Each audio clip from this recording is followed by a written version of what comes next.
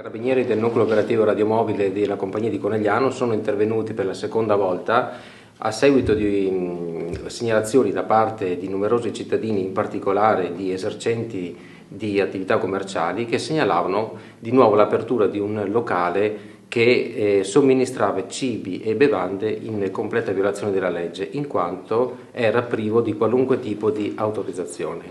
Il locale si era dato una denominazione di circolo culturale, circolo privato, ma non aveva mai chiesto né ottenuto quindi nessuna autorizzazione di carattere amministrativo. All'interno